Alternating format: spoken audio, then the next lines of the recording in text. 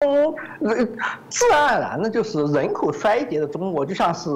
现在我们十几年前就已经看到过的满洲，甚至更加严重。因为满洲毕竟有一套旧式的，虽然是落伍的工业基础在那里，虽然它已经衰败了，但是它仍然是中华人民共和国境内除上海以外，唯一可以称之为是有现代化基础的地方。也就是说，它即使衰败了，原有基础建设，例如铁路网这些东西，它的底子还在。因此，就像苏联本身啊，它其实不是最惨的。大多数地方的内地连这样的底子和基础都没有，十几年后他们出现同样的人口状况的时候，结果必然是非常凄惨的。别的不说，就在此时此刻，假如我们从上海驱车出发，走不了2、3个小时，我们就可以看到人口衰竭的小城市或者是乡镇的真实状态，就在飞汉成云，那个离上海不到2小时车程的地方，这样的小镇已经遍布了江苏。过去10年以前还是人口非常繁盛的地方，这些小镇，由于财政的缘故，财政中央集权总是偏向于较高级别，在年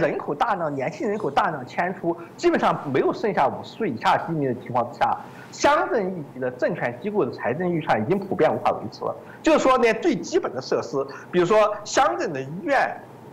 学校和干部养老金都已经难以支付。大部分情况之下都是依靠更高级别的政府，例如江苏省政府拨款才能维持。拨款不能支持的地方，这些地方基本上都已经变成了鬼城，找不到50岁以下的年轻人，也没有任何产业，生活成本并不因为人口减少降低，恰恰相反会变得非常昂贵。因为你在这里要上学的话，必须走到很远地方去上学；要看病的话，必须到很远地方去看病。自己待在家里面，死在家里面，鬼影都没有知道，尸体腐烂了都没有，几个月都不会有人上门。这样的地方，你无论做什么事情，跟人口过多时期80年代大家设想那样，是人口过多导致生活质量降低的情况，恰相反，是因为人口减少了，所有东西的成本才变得很高。只有3、5个小孩的地方，你要维持一个基础的学校，那么成本肯定是很高的。要维持公共交通线路的维持，基本上肯定是倒赔的。这就跟上海、武汉的中心城相差甚远。而人口衰减浪潮正在由农村向小城市、向大中型城市蔓延。现在像无锡这种级别的准大城市也已经进入人口负增长浪潮了。接下来事情就非常严重。我们知道满洲的退休金现在能够维持，是因为依靠长三角和珠三角的外贸企业和代工产业能够得到利润，全国一盘棋统筹，把这些年轻劳动人口地区得到的钱用来支付只能倒赔钱，人口上千万减少的满洲退休人口去支付。那么等到长三角和珠三角人口也老化的时候，到哪里去找这钱来为他们支付养老金嘛？很显然，就像传说中所说的，早在最后一只金鱼灭绝以前，捕鲸业就已经破产了。在这以前，灾难就已经发生了。改革开放的中国的它的经济基本结构跟计划经济时代中国不一样。计划经济时期的中国，核心经济就是满洲重工业区，典型的计划经济区。改革开放的中国，它的经济基本上是代工性质的。也就是说，是把冷战时期用在亚洲四小龙，包括台湾和马来西亚那种经济模式，进一步的推广到中国，在长三角和珠三角形成大量的代工产业。这个代工产业是在假定劳动力供应充盈的情况下才能够充分展布，在劳动力紧缺。像江苏那些分散的乡已经出现那样，在一个地点很难集中起大量劳动力的地方，那么过去修建的基础设施和产业链都会变得成本提高，远远不能跟比如说湄公河三角洲或者跟孟加拉那些人口稠密地区相比。那么维持这些基础设施的费用又是极其昂贵的，政府比如说那些地方政府必须维持才建设些10-20年维护费用非常昂贵的设施，然而这些设施却不能够再支持产业集群，这样前景必定会导致财政崩溃。而为了避免财政崩溃，唯一的可能形成的应对方法就是把现有的劳动力资源筹集起来，集中使用，维持若干集中的产业链和交通和其他附属设施都极其完善的地方的劳动力供应，其他不能够维持这些地方供应的地方予以放弃。这就意味着过去所谓社会主义市场经济那种廉价劳动力充分供应，大家自由自在找工作情况不能维持下去了。再这样维持下去，已经稀缺农民工，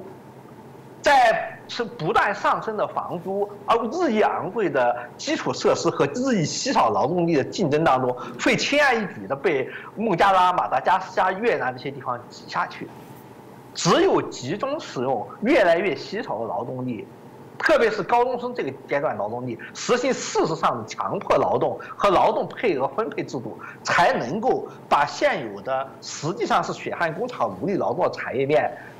至少其中几个比较重点的部分留在中国境内，而这就意味着这些资源就是中华人民共和国的主要财源和大量的代工生产的大量产值所依赖的地方，因此不可避免的，中国只能够走上这种准战时经济道路，把全国的劳动力登记和统计起来，从初中的毕业的开始年段开始，就通过柔性或者刚性的手段加以引导，集中到若干固定地点和产业链去，维持在这个地方的生产环节。这种做法跟过去30年的社会主义市场经济非常不同，而跟纳粹德国的战时经济这是非常相似的。不采取这种办法，现有的财政结构是无法维持的。即使采取了这种办法，也只是苟延残喘，稍稍延长一点点现行的产业链和财政基础留在中国境内的时间线而已。过了这个时间线，随着劳动人口的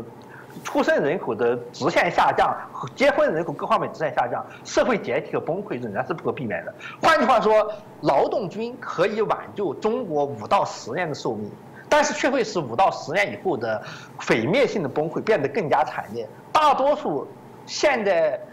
中国境内的中老年人口是注定要死，在他们的老年是注定要死于非命的，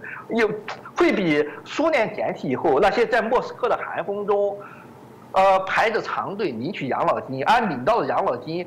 连一杯伏特加都不够买，经常在排队的时候就倒闭的那些老年人相比，还会更加悲惨些。但是现在已经没有任何政策或者是任何内外形势的演变可以阻止这种局面的出现。我自己延伸好奇问一下我们阿姨哦，就是当然他问的是经济的部分，您刚刚也提了一些解方，但有可能中共在做这样的一些转型没有办法转型过来，会不会这有可能也是他政权未来会变革的可能的一个因素呢？实际上变革的意思就是说是有后续方案可以运用，但实际上是没有后续方案可以运用。就是任何变革都会使现有体制陷入紊乱而无法维持，然而新的可以替代的东西却产生不出来，因此实际上处在无法变革的状态，必须硬顶下去。硬顶下去，在现有的资源烧光以前还不会出现问题。如果突然开始变革的话，应该说变革的时机早已错过。不会出现新的体制，而是会出现这个政权和社会的全面解体，这是有可能主持变革的人所完全无法接受的。因此，大家只能采取坐以待毙的做法，多熬一天算一天。在这个多熬一天算一天的过程当中，机敏的人就会带着他的资源跑掉，大部分人跑不掉的就只能坐以待毙了。